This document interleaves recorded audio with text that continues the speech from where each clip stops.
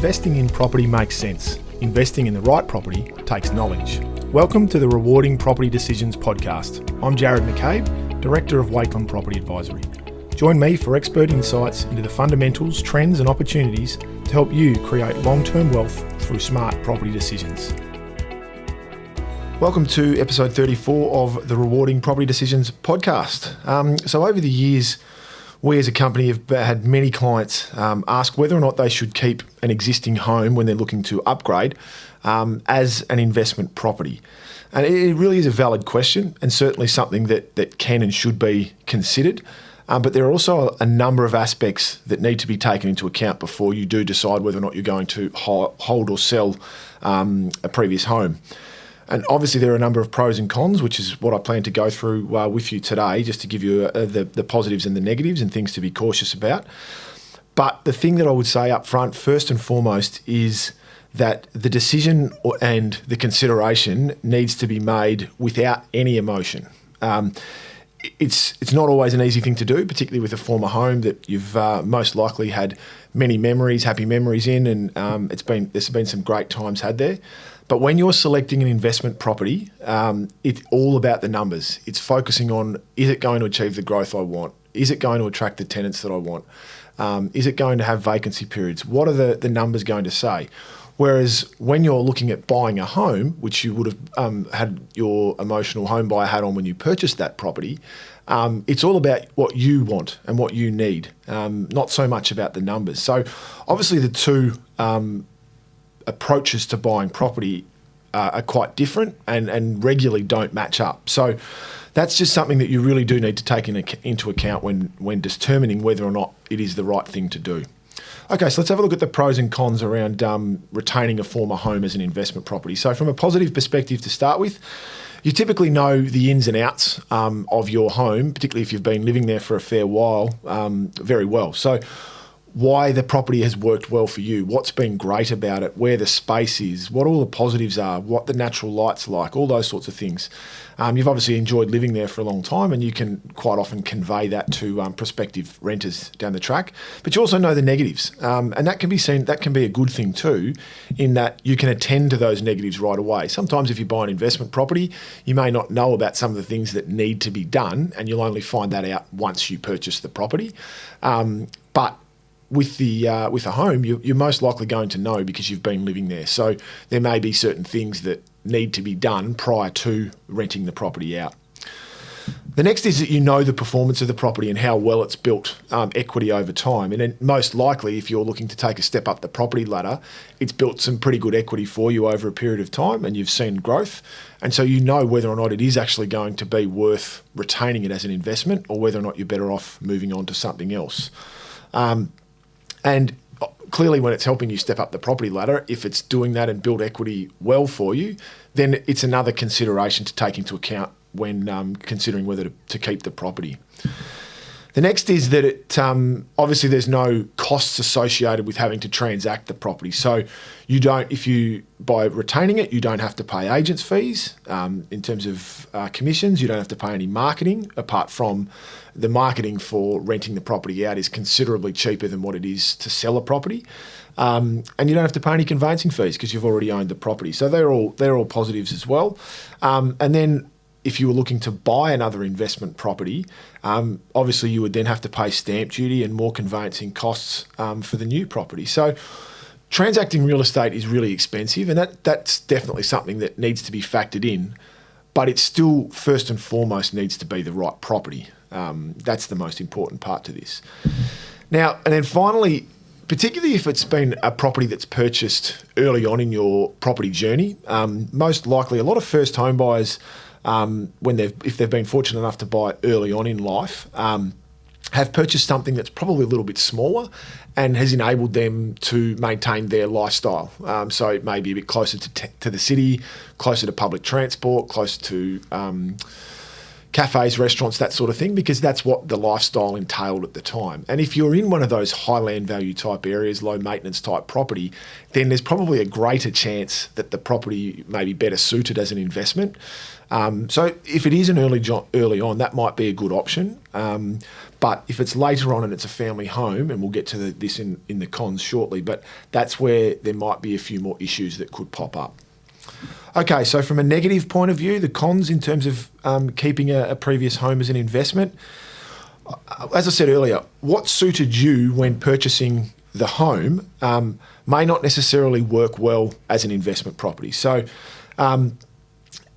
what you were perhaps prepared to accept, a renter may not be prepared to accept those things. And as an owner, it may have been that by buying this property, it enabled you to get into a market that you perhaps didn't think you'd be able to, but you had to make some sacrifices in order to be able to do that. Now, when we look at buying an investment property, the key aspects to that are buying something in a strong land value, with a strong underlying land value, something that's got really good scarcity value to the property in terms of not being replicated, and having a property that's got multifaceted demand, so not just reliant on one buyer profile. So we're looking at first home buyers might like it, downsizers might like it, investors might like it, upgraders might like it. And that's where you get more consistent performance, because there is a bit more demand to that type of property. And many homes don't tick all of those boxes. So quite often the idea of a family home is that you want to have as much accommodation as is possible at the most affordable price point. And so, as I said before, that might mean that you've bought perhaps a more dated home in order to get into a specific suburb or street. It's something that needs a bit of work, but you were prepared to live with that because it enabled you to get to where you wanted. And now that you're moving up the property ladder to buy a different type, if you haven't upgraded the home over that period of time, the fact that it perhaps has got some dated service areas, kitchens, bathrooms, that sort of thing, that may need to be attended to, because a renter may not be prepared to put up with that. And therefore, you might find that you'll get ongoing issues and maintenance, that type of thing. The next one is that, and it probably ties into the previous a little bit, is that certain nuances that you were prepared to accept, a renter may not. So little things like, say, for instance, the fan settings on a range hood that didn't bother you, but one or two of them didn't work, or it only went full blast. A renter's not going to accept that. It's got to be in working order all the way along. A leaking toilet or a leaking tap that didn't bother you and it was only minor, again, a renter may not be prepared to have that. Or another common one, particularly in some older period homes, is that doors don't close properly because there's been movement in footings and soil over years, and so doors don't jam properly. But a renter's going to say, no, look, I'm paying good rent for this property. I expect those sorts of things to be fixed and repaired. So it might seem like little things, but from a renter's perspective, if they're paying for it, they expect to get what they paid for, which is absolutely fair and reasonable. The next one is family homes. As I said before, if it's a first home buyer, they might who is moving up the ladder, they may well have a more suitable property. They may not, but they may. Versus a home buyer who's moving up, a family home buyer who's moving up the ladder, there's likely to be a few more issues there. And things like, say, the nature of a family home is that it's quite large, it's going to be larger. Therefore, there's potentially going to be more things that will need to be fixed. They might have a large garden. And if you've really looked after a garden and maintained it, and it's a key feature of the property, that's not necessarily something that a renter is going to take as much pride in as what you have. And therefore, that can really detract. And although that's been something that's helped you build equity, you may lose some of that by converting it to a rental property and not having that extra presentation. The next one is around rental demand, and it may not be as strong for that type of property. Depending on the type of property that it is, rental demand may not be overly strong, and that can lead to high vacancy rates, and therefore you don't have the income coming in. The area that your home may have been in may be better suited to owner-occupiers, and therefore most residents of that area are wanting to buy rather than to rent. So you may not necessarily have the same level of demand from a rental point of view. The next is what type of renter you're actually going to attract with the type of home that you've got. Now, is it going to be someone that's going to look after the property? Now, young families, for instance, and I have a young family, but they can be quite brutal on homes, and that can lead to a fair amount of wear and tear and ongoing maintenance on a home, and lots of things that are going to need to be regularly updated and fixed. That's just the nature of what happens when you've got that type of tenant versus, say, a more targeted investment property where you're more likely to get young professionals, that type of thing, where they're more likely to be out and about, and it's more of a low maintenance type lifestyle. The next one is the reason that you're moving from the property and it's no longer suitable for you may also mean that it's not suitable for that type of buyer, that type of renter anymore. Renters look at the market differently to owner occupiers, and they probably have a higher expectation of fit out and internal elements to a property, whereas owner occupiers can quite often, not always, but can quite often be more focused of the location and the area that they're trying to get into. And so the reason that you're looking to upgrade and move on from that home may also be part of the reason why a renter may not necessarily be as attracted to that home as well. So it's just something, again, to keep in mind. And then the final one that I've got here is the actual ability to free up the equity that you've built up in the old home to purchase a new one. It sounds simple, but it's not always the case. Now, I'm not going to go into great detail here because that's not my area of expertise, but it does really need to be researched with a good financial planner, broker, and or an accountant. And it needs to be someone that's got a really good understanding of property and the tax implications and things as well to determine that you can release the equity, still get tax benefits in other areas on your former home as an investment.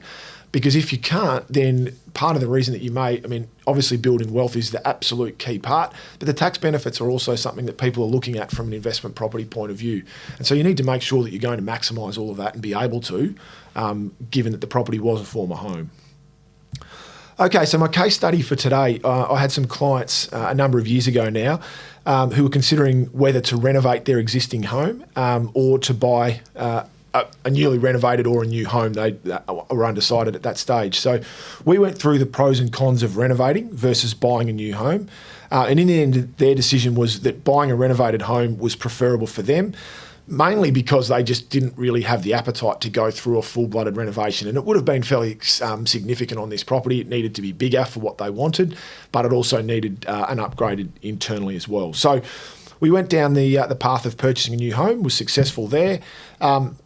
And then we moved our thought process to the old home as to whether or not it should be retained or whether or not as an investment or whether or not it should be on-sold and the money used elsewhere. So we looked at all the aspects that I've just mentioned prior to this. So this house was really well located in a very good suburb. It was on quite a large block of land with a fairly extensive garden that they took a great deal of pride in. It was a little dated internally, not terribly, but it was a little, and there was certainly maintenance issues that needed to be attended to around the property that they hadn't done for a while.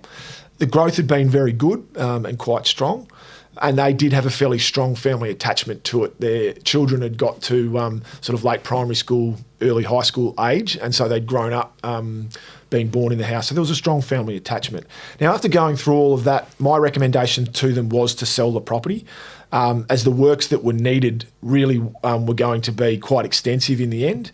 And I was concerned that the garden wouldn't be looked after to the same way that they had looked after it and landscaped it and made it really, really quite a feature of the property.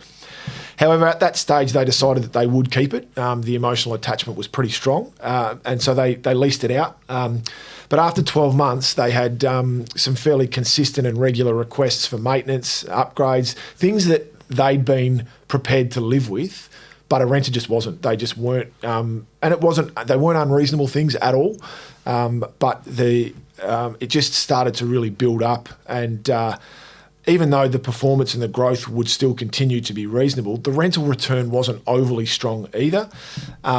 But the maintenance and the ongoing requests, they just decided it wasn't worth it. And so we ended up selling that property, and they reinvested some of that money into other areas and also bought an investment property, but at a lower price point. So I guess what I'm coming to at the conclusion of today's podcast is that it's not a definite yes or no. You should definitely keep it or you should not keep a previous home as an investment. And really, as you'll probably understand now, it really depends on the property that has been purchased. But the key element is to look at this dispassionately and without any emotion and make sure it is the right property, not just because you want to keep it. And if it does make financial sense, then it really could be a great option. And if it is the right type of property, it could continue to build equity for you well into the future. But the thing to bear in mind is more often than not, the objectives of a home buyer don't match up with those of an investor. So keep that in mind when trying to make this decision. So thanks very much for joining me for today's episode 34 of the Rewarding Property Decisions podcast. As always, please feel free to share the podcast with family, friends, colleagues, whoever may have an interest in property and property investment. And if you have any further information that you'd like to know, please visit our website, wakeland.com.au, and we wish you all the best with your property decisions.